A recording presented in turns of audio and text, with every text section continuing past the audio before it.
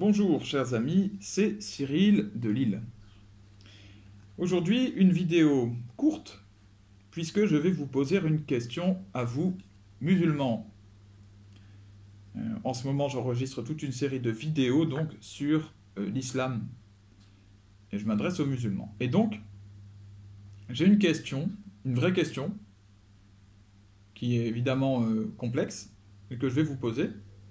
Pourquoi dites-vous, pourquoi faites-vous d'Allah un menteur? Pourquoi dites-vous qu'Allah a menti?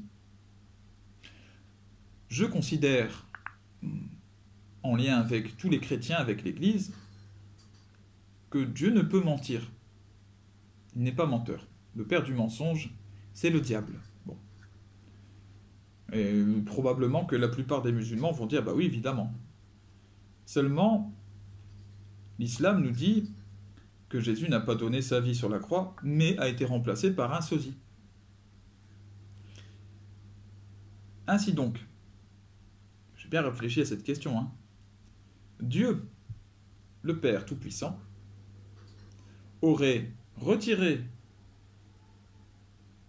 Jésus, selon vous, Issa, son prophète,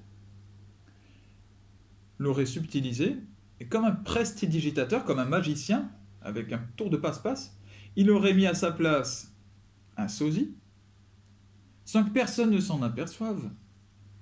Voilà. Il n'y a pas de changement, il n'y a pas un moment où il disparaît, non, rien. Et en plus, sans que personne ne se rende compte que ce n'est pas la même personne. Personne ne le voit. Même sa mère, sa propre mère, qui vient au pied de la croix, elle se dit c'est mon fils. Il y a quelque chose d'assez invraisemblable, quand même.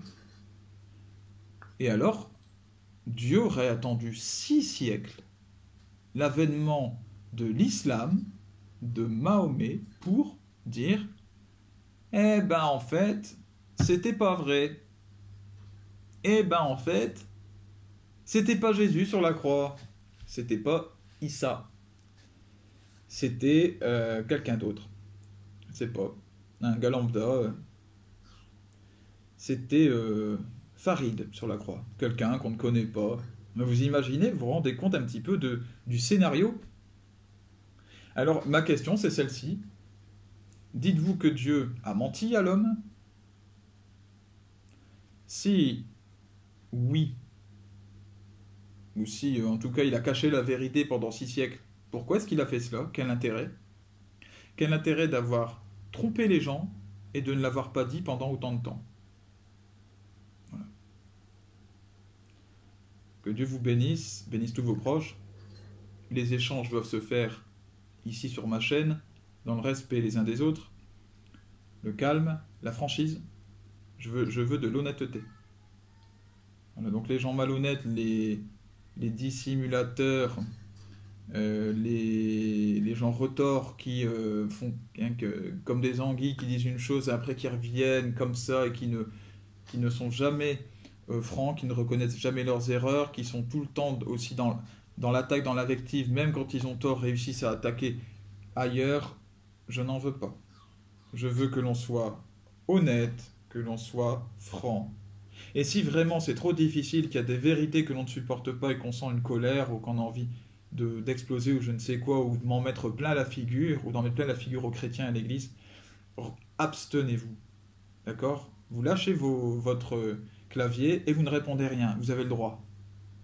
On a le droit de s'énerver, on a le droit d'être en colère. Enfin, on a le droit de s'énerver. Au fond, non. On a le droit de vivre une colère intérieure. Seulement, il ne faut pas en faire n'importe quoi. D'accord? C'est tout ce que je demande. Allez, j'attends vos commentaires et puis je viendrai répondre comme je le pourrai, comme d'habitude.